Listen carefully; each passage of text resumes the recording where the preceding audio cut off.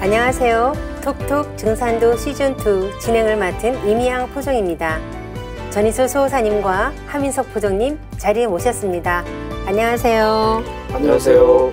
네, 지난 시간까지 여러 해에 걸쳐 8관법 중 제1관법인 상주간에 대해 알아보았는데요. 상제님 강세 소식을 전하고 예비한 성자들의 가르침에 대해 알 수 있었습니다. 또한 성자와 철인들의 정성 어린 기도를 들으시고 가을 개벽기를 맞아 인류의 꿈과 이상을 실현해 주시기 위해 이 땅에 강세하신 조아주 하나님이 증산 상제님이라는 것을 알아보았습니다. 오늘은 8관법 중에서 제2관법인 우주간에 대해 알아보고자 하는데요. 먼저 수호사님께서 우주간에서는 무엇을 배우게 되는지 간략히 소개해 주시겠어요? 증산도를 만나면 첫 번째 증산도의 위대함은 증산도에는 명쾌한 우주관이 있다, 이런 충격을 받습니다. 그래서 증산도의 도조 되시는 상제님께서 이 땅에 오셔서 어떤 일을 하셨으며 또 상제님께서 어떻게 인간 구원 사업을 하셨고 이런 계획과 뜻을 우리가 깨치려고 하면 이 상제관과 짝이 되는 이 우주관에 대한 기본 지식을 갖추어야 됩니다. 그래서 간략하게 이렇게 정의하면 이 우주는 어떻게 돌아가는 것인가, 그리고 우주는 왜 생겨났느냐, 그리고 이 우주 변화의 목적이 있다면 그 목적은 과연 무엇이냐, 그리고 우리가 앞으로 맞이하는 가을 개벽이라고 하는 것은 왜 오는 것이며 왜 하나님은 반드시 가을 개벽기가 되면 인간으로 강세하실 수밖에 없냐, 이런 등등의 이런 문제에 대한 보편적인 의혹을 명쾌하게 풀어갑니다. 또한 이 우주에 그런 변화 섭리가 있다면 과연 무엇이냐, 그것을 증산도에서는 이제 생장염장으로 정의를 하는데, 그 생장염장의 변화 섭리 이전에 동양에서는 대자연의 모든 존재는 순환으로서 존재한다.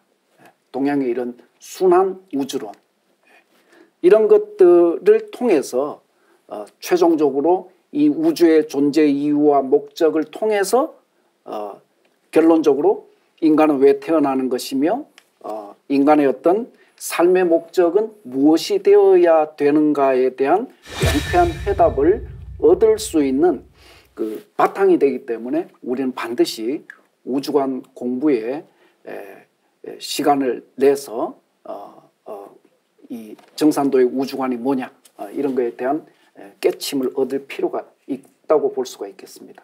네, 네, 수호사님 말씀 드리면서요, 제가 처음에 우리 상생방송을 통해서 우주관 강의를 딱 듣고 정말 번개를 맞은 듯한 그 충격이 지금 다시 살아나는 듯한 그런 느낌을 받고 있습니다.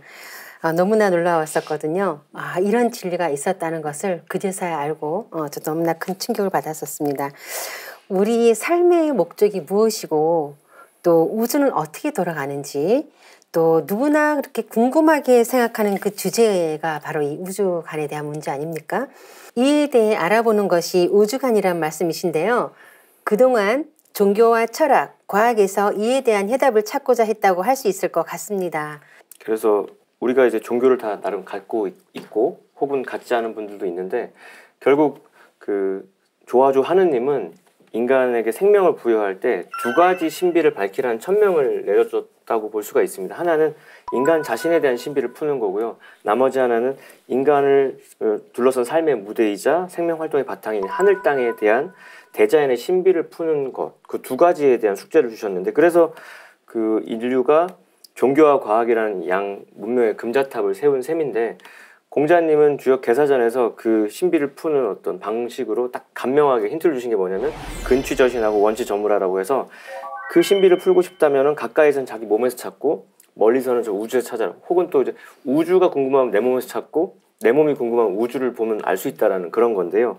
그래서 인간의 존재 원리를 풀려면 우주 신비를 알아야 되고, 또 우주의 깊고 깊은 존재 섭리를 가려면 그게 압축 투영된 인간 자신의 신비를 알아야 된다는 건데, 하나님께서는 대국적으로 이제 전신세계의 신비는 종교라는 이름으로 직관적인 지혜를 동양에 이렇게 열어주셨고 그 합리적이고 논리적인 서양의 지성은 과학을 이렇게 열게끔 하셨는데 결국 문명을 일궈 나가는 두 축을 깨달아야 이 우주가 뭐다라는 거, 내가 누구고 우주가 뭐다라는 게 나오는데 종교가 있건 없건 간에 인간이라는 존재는 종교적인 존재라고 생각이 들어요. 왜냐하면 진리라고 하는 게 뭐 예수 성자의 얘기 따르면 진리가 너희를 자유케 한다고 했는데 그럼 자유가 뭐냐 이렇게 또 했을 때 신영복 교수님 같은 경우는 자기의 이유다 이렇게 했거든요. 그러니까 진리가 뭘 깨닫게 해주냐면 자유를 주는 건데 자기의 존재의 이유를 밝혀주는 거니까 결국 천명을 이제 깨닫고 왜 사는지 생일 때마다 우리가 왜 태어났냐라고 노래 부르는데 그 이유를 밝혀주니까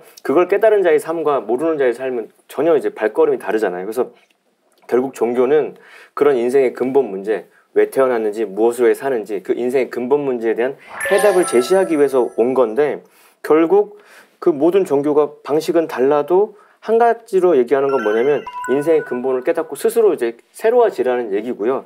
그러려면 믿음과 실천을 해야 된다는 얘기고 결국 그렇게 실천을 통해서 하나님의 마음자리, 일심자리로 들어가라는 얘기거든요. 그러니까 그 자리는 나 자신인 주와 대자연인 주객이 완전히 이제 녹아떨어진 절대의 경지인데 존재의 가장 깊은 곳에서 열리는 절대 순수의 일심자리로 들어가라고 한 것이 그거를 위한 영적 삶을 살라고 한 것이 종교였다. 근데 그 종교의 역사가 지난 상제관 때 배웠던 것처럼 뿌리 종교, 신교에서 줄기 종교, 유불선을 거쳐서 이제 열매 종교인 증산도 안에서 이제 궁극적으로 종교의 해답도 나오는 게 아니냐 이런 생각도 하게 됩니다. 이 대자연의 신비를 풀고 인류 구원의 길을 성취하는 또 다른 길이 종교와 또 다른 길이 과학입니다. 그럼 이 과학은 어떤 세계를 추구해 왔냐 라고 보면 이 과학이라고 하는 것은 이 인간과 우주의 그런 신비를 풀기 위해서 보편 타당하고 객관적인 그런 법칙을 찾아왔습니다.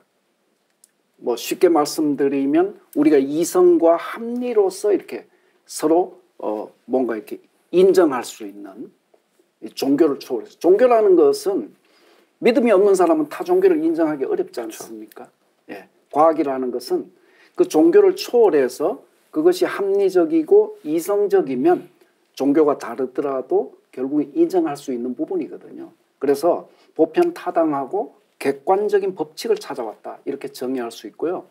과학은 이처럼 자연을 이제 탐구 분석해서 체계적인 법칙 이론을 정립함으로써 우주의 신비 그 변화 현상에 대한 새로운 사실을 끊임없이 밝혀오고 있습니다. 이 현대 물리학에서 내놓은 새로운 세계관이 일찍이 종교에서 밝혔던 종교에서 깨달음을 통해서 이렇게 그 밝혔던 우주관에 접근하고 있다는 이런 사실은 더욱 놀라운데요. 잠깐 이제 비견한 예를 들어서 말씀을 드리면 현대 물리학에서 물질 세계의 깊은 곳까지 그러니까 쉽게 말씀드리면 물질은 분자로 구성되어 있다. 그 분자는 원자의 결합이다. 그 원자의 구성은 과연 뭐냐 이렇게 자꾸 미시 세계를 이제 추적해 들어가는 거죠. 그래서 추적해 들어간 끝에 물리학자들이 현재 내린 결론은 뭐냐면은 이 물질과 정신은 한 몸이 되어서 작용한다. 이렇게까지 이제 이 정의하고 나아가서 따라서 이렇게 모든 만물은 아무것도 없는 듯한 그런 텅 빈 공에서 생겨났다가 다시 사라지는 거예요. 그래서 이 과학에서 이제 이런 정의를 합니다. 만물은 고정된 실체가 없다. 왜 그러냐면 텅 빈 공에서 생겨나서 존재하다가 어느 날 보니까 이게 다시 사라지는 거예요. 그래서 만물은 고정된 실체가 없다. 이렇게 정의를 합니다. 이 과학에서 밝힌 이런 경계는 나와 우주 만물을 초월한 그 과거 동양에서 이렇게 무라양망 또는 망형망제 이런 경지로 바로 종교에서 말하는 대우주 조물주 조화옹의 마음자리와도 같은 그런 깨달음입니다. 그래서 종교와 과학은 우주의 신비를 파헤쳐서 궁극으로는 인류 구원을 성취한다는 측면에서는 그 목적이 동일합니다. 다만 서로 방법을 달리 해왔던 거죠. 그래서 이 시간과 공간, 정신과 물질의 근본 자리에 대한 그런 해답을 지금도 이렇게 끊임없이 탐구하고 있는 것이죠. 네. 종교와 과학이 방법은 다를지라도 그 인간과 대자연의 신비를 풀고자 했던 그런 공통의 목적은 그것을 위해서 굉장히 노력해 왔다는 것을 알 수 있는데요. 하지만 아직까지도 그 신비를 풀지 못하고 있는 상황 아닙니까? 그렇다면 이런 신비를 어디에서 이렇게 풀어야 할까요? 그게 이제 사실 등잔빛이 너무 어두운 거죠. 이제 자연에서 찾으면 되는 것인데, 그래서 인간과 만물이란 게 자연에서 태어나서 자연으로 돌아가는 거. 그 상제님께서도 왜 천자문을 하늘천 따지빠지 읽고서 딱 끝내셨냐는 거죠. 그게 이제 우주의 본질이고 그 진리의 궁극이니까 그렇게 하셨다는 건데, 삶과 문명에 대한 명쾌한 한 소식을 얻는 건 어디서부터 출발해야 되냐? 천지 대자연을 탐구하는 것부터 시작해야 된다. 어찌 보면 공자님의 근치저신 원치저물도 자연이 인간의 거울이고 인간이 또 자연의 거울이니까 우리가 우리 자신을 비춰보려면 거울을 봐야 되는데 자연부터 바라보는 게 가장 우선이라는 거죠. 그래서 천지의 은덕을 기리면서 천지를 부모로 받들어 온 우리 신교 문화 속에서는 그게 너무나 일상이었는데, 그게 이제 과학 문명의 이제 중심으로 바뀌면서 놓쳐버려가지고 오히려 본질로 못 가고 이제 변죽만 올리고 있는 게 아닌가 생각은 들고요. 그래서 그 자연을 묵시하다 보면은 이 사시 변화의 틀이 보이게 되고 그 때의 정신을 깨닫게 되고, 아, 거기에 순응하는 삶이 결국 진리와 맞물리는 삶이구나, 이런 생각까지 이제 나아가게 되는 겁니다.